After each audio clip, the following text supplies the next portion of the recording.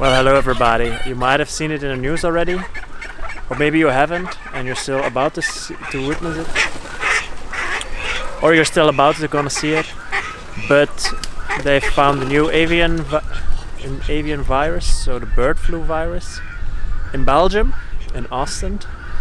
So that means that so when I'm filming tomorrow, it means that every chicken and all other birds need to go in a lockdown period.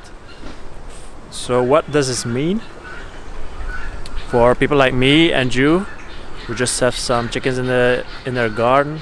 It means that you have to put on a net over your coops so wild birds can't get to your chickens, and you better feed them and give them water inside to prevent wild birds from feeding and watering together with your birds, and thus spreading the disease.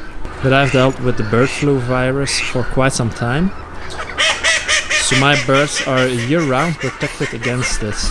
So now I'm gonna show you how I protect my birds against wild birds and predators, and I'm gonna give you some tips and tricks on how you can do it as well. So the first line of defense is the coop itself. And in my case, I'm using an aviary wire. And as you can see, the mazes are quite small. They can only fit through like a pinky, so no bird can get through this. Predators can, but that's why I have this electrical wiring system over here. So this is the first line of defense. So this prevents that sparrows, blackbirds and other smaller birds can get in. Then on top of the coop we have our netting. These are 5 by 5 centimeters, I believe. So potentially a sparrow could still get in, but most birds can't. So that's the second line of defense. And no birds can land in the coop because it's completely covered with the netting.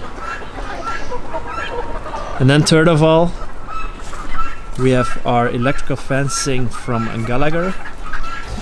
On the bottom we have one. We have one wire.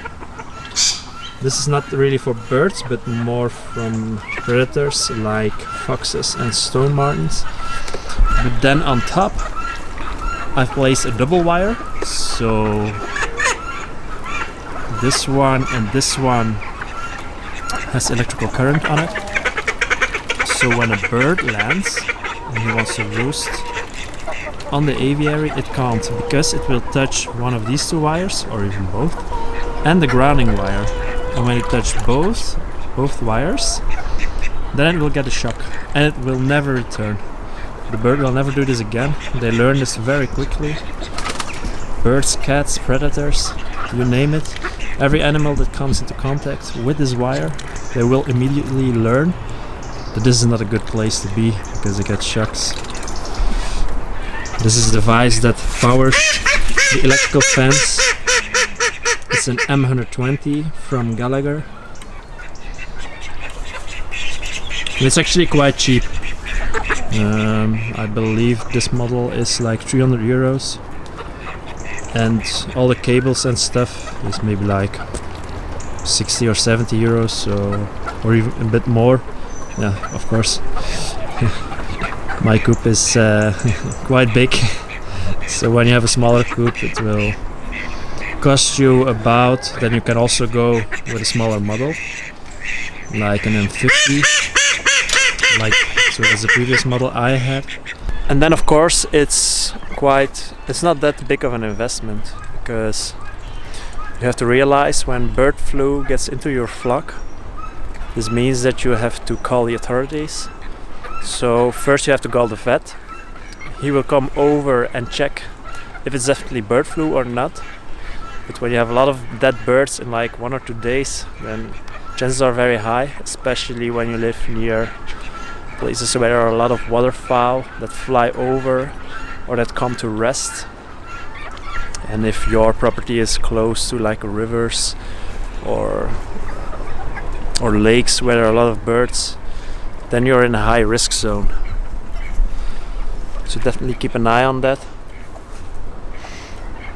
So in Belgium, the protocol is that you call the vet. He will come over, check if it's bird flu or not. If it's bird flu, I believe he will contact the Federal Agency of Food Safety, or you can contact them yourself. They will come over, they will check if it's bird flu or not.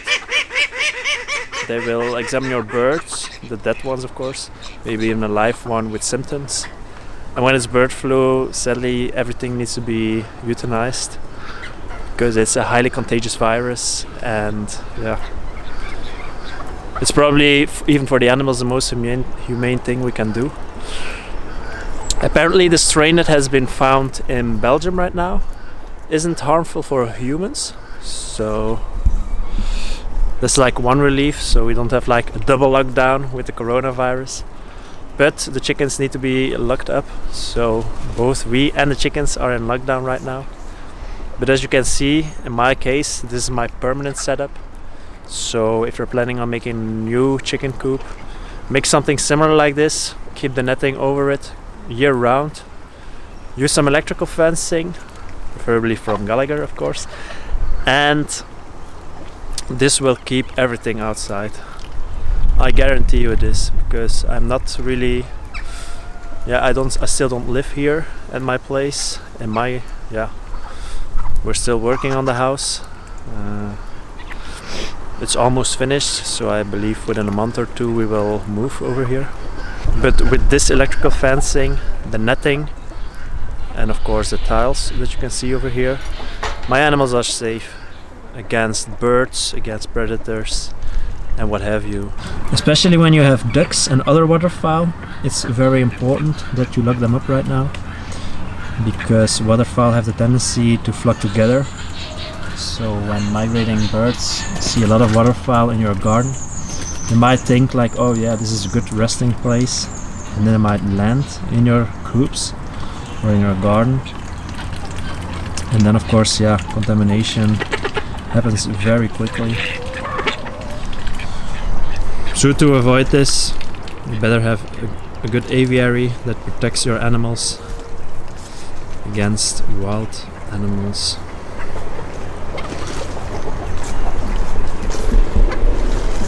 So to recap, what can we do against the bird flu? How do we prevent it? Because I'm not a vet, so I don't know how to cure it. And usually with viruses you can't really cure your animals. They have to like overcome it or they die. And in most cases, especially with the bird flu, they won't survive it. First, the best thing you can do is quickly buy a net if you don't have one. Preferably like a good quality one that will last for a couple of years. Because as you can see, this is like the third or fourth time bird flu comes back in our country. It was like in 2006 when I believe, 2017 and now to 2020. So as you can see, it will come back every year. If it's not in your country, it will be in a neighboring country. When it's in a neighboring country, chances are quite big that it will come to your country. So keep them safe with a netting, a good wire, preferably with fine mazes so nothing can get through. And if you can afford it, but as I told you, it's not that expensive, is some electrical wire. So this prevents birds like pigeons to roost on your fencing. And of course then when they are roosting, they are pooping. The poop falls on the ground, chickens start to peck in it, and then viruses are being transferred from one bird to another. A net, good fencing, and some electrical wire. Those are the three most important things you can do to prevent bird flu from getting in. Also make sure that no persons that came into contact with sick birds enter your coop.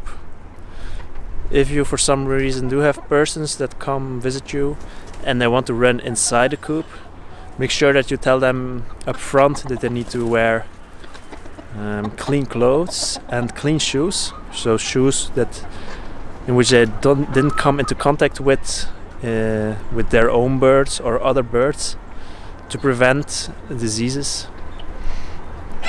In the case of viruses, that might not be such a problem. maybe except for Marek's disease. I believe that one can travel with dust, and so the dust can land on your clothes and then you can bring it. But most viruses, the contact comes with direct contact or with a